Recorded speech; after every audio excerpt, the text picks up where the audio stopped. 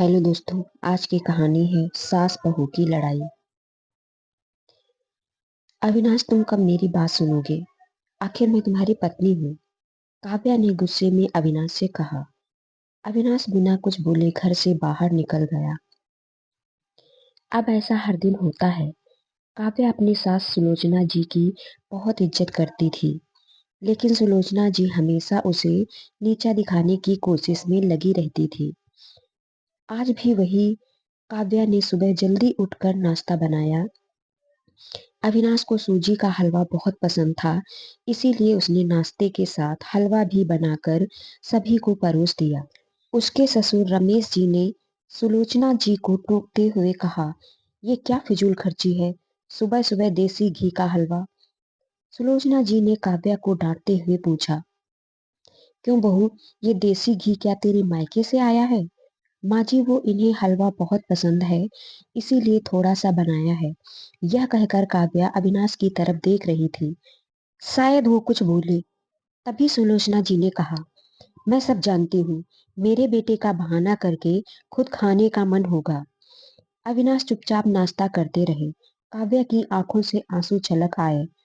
इससे ज्यादा बुरा तब लगा जब अविनाश बिना हलवा खाए ही ऑफिस के लिए चल दिए।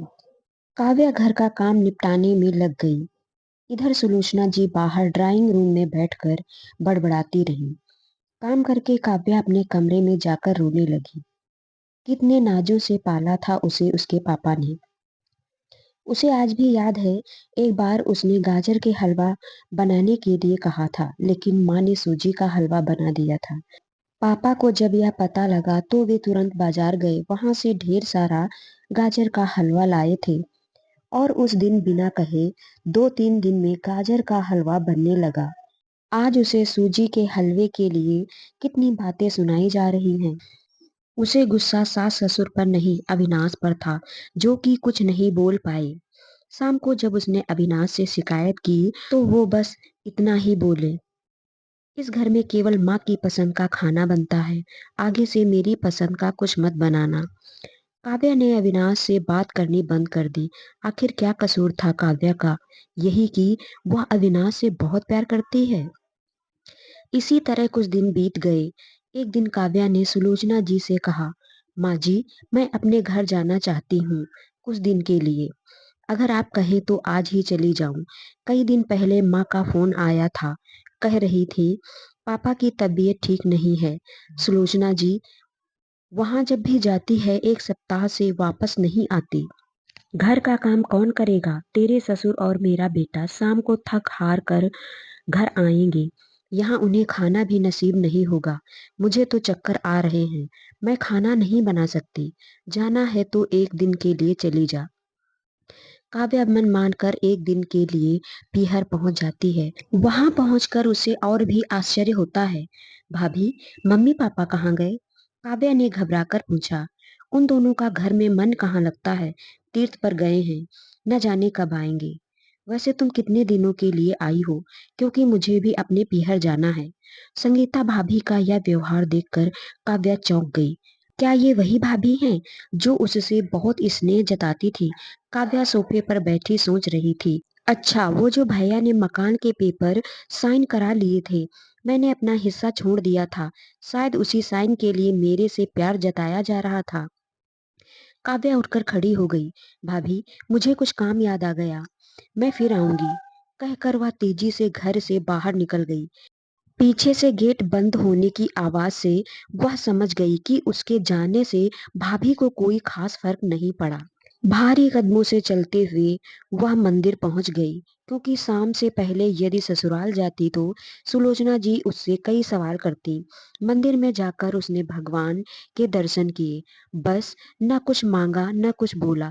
भगवान के चरणों में शीश नवाकर वह बाहर आकर बैठ गई। तभी सामने के पेड़ के नीचे उसे अपने माता पिता बैठे दिखाई दिए। काव्या भागकर उनके पास पहुंची। काव्या को देखकर उसकी माँ रोने लगी। बेटी तू यहाँ कैसे? पापा ने पूछा। वो छोड़िए, ये बताइए आप यहाँ कैसे? आप तो तीर्थ यात्रा पर गए थे। काव्या के सब्र का बांध टूट गया, उसकी आंखों से आंसू बह रहे थे। बेटी तेरी भाभी ने तुझसे झूठ बोला है। बिजनेस में पैसा लगाने के लिए तेरे भैया ने मकान अपने नाम करा लिया। मकान के कागज गिरवी रखकर साहूकार से कर्ज ले लिया। उसके बाद हम बोझ बन गए, हमें घर से निकाल दिया। पापा अब क्या होगा? काव्या ने रोते हुए पूछा। बेटी तू चिंता मत कर, हम कहीं वृद्धाश्रम में चले जाएंगे। तू अपने ससुराल जा, वहां किसी को यह बात मत बताना। अपने माँ बाप को इस हाल में देखकर वह उन्हें अपने साथ ले जाना चाहती थी, लेकिन जहाँ उसकी कद्र नहीं वहाँ माँ बाप की क्या इज्जत होगी। भारी मन से काव्या ससुराल की ओर चल दी। आज उसे अपने लड़की होने पर अफसोस हो रहा है। काश वो अपने माता पिता के लिए कुछ कर पाती। घर आकर उसने बहुत मुश्किल से घर का काम निपटाया। उसके बाद अपने कमरे में जाकर गुमसुम बैठ गई। उसकी आंखों से आंसू बह रहे थे। अविनाश अपने ऑफिस के काम में लगे हुए थे। जब वे सोने आए तो काव्या से पूछ बैठे, क्या बात है? आज फिर माँ की कोई बात बुरी लग गई जो आंसू बहा रही हो? काव्या अपने को रोक नहीं पाई और उसने रो रो कर सारी बात अविनाश को बता दी। क्या माँ पिताजी को यहाँ ले आए? वे इस उम्र में कहाँ जाएंगे? अविनाश ने कोई जवाब नहीं दिया और करवट लेकर सो गए। इस बात से काव्या को बहुत गुस्सा आया। आज से मैं भी इनके माँ बाप की सेवा नहीं करूंगी। देखती हूँ कौन इनकी सेवा करेगा। रोते रोते काव्या सो गई। 2-3 दिन बीत जाने पर उसकी चिंता बढ़ती जा रही थी। एक दिन वह सब्जी लेने के बहाने उसी मंदिर में पहुंची, लेकिन उसके माता पिता वहां नहीं थे। पंडित जी, यहाँ मेरे माता पिता उस पेड़ के नीचे बैठे थे। कई दिन से उनका कुछ पता है? तुम्हारा नाम काव्या है क्या? पंडित जी के मुंह से अपना नाम सुनकर काव्या ने पूछा। जी हाँ, लेकिन आपको कैसे पता? तुम्हारे माता पिता ने यह पता दिया था और कहा था वे अब यहाँ रहते हैं। काव्या ने पता देखा, वह यहाँ से कुछ दूरी का था। काव्या ने मंदिर के बाहर निकलकर ऑटो रिक्शा किया और उस पते पर पहुंच गई। दरवाजा खटखटाया तो एक लड़की निकल कर आई। यहाँ का पता मुझे पंडित जी ने दिया है। काव्या बोली, आप काव्या दीदी हो? अंदर आ जाओ। काव्या को कुछ समझ नहीं आया। वह अंदर गई तो देखा उसके माता पिता सोफे पर बैठे थे। काव्या उन्हें देखकर रोने लगी। बेटी अब क्यों रो रही है? तेरे कारण हमें यह मकान मिल गया। काव्या आश्चर्य से उनका चेहरा देखने लगी। लेकिन माँ, आप यहाँ कैसे? और ये लड़की कौन है? अब उसकी माँ ने कहा, बेटी तुझे याद है तेरी शादी के बाद तेरी सास ने 40 लाख की डिमांड की थी। दामाद जी को बिजनेस खोलना था, इसीलिए तेरे पिता ने उनकी डिमांड पूरी कर दी थी, जिससे कि तू खुशी रहे। जब तू हमसे मिलकर गई उसके अगले दिन दामाद जी आए। उन्होंने तेरे पापा के पैसे लौटा दिए, क्योंकि उन्होंने कोई बिजनेस शुरू नहीं किया था।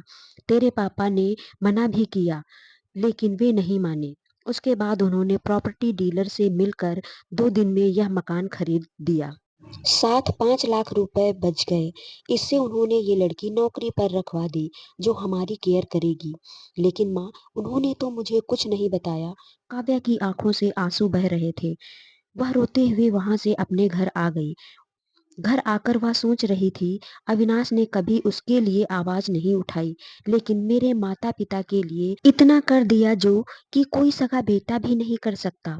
रात को उसने अविनाश से पूछा, आपने ऐसा क्यों किया? अगर माँ जी को पता लग गया तो क्या होगा? अविनाश का जवाब सुनकर काव्या रोने लगी। अविनाश ने कहा, जैसे तुम्हारे लिए ये माता पिता हैं, वैसे ही मेरे लिए भी तो वो माता पिता हैं।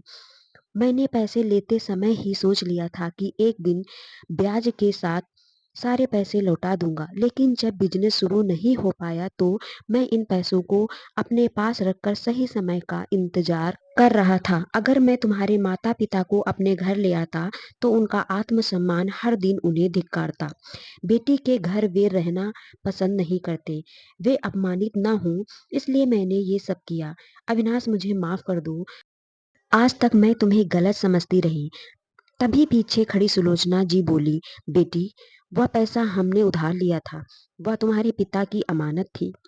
मैंने और अविनाश ने पहले ही फैसला कर लिया था कि ब्याज के साथ तुम्हारे पैसे लौटा देंगे।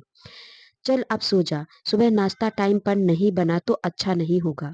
उनकी बात सुनकर काव्या, अविनाश और सुलोचना जी जोर से हंसने लगी। Thanks for watching.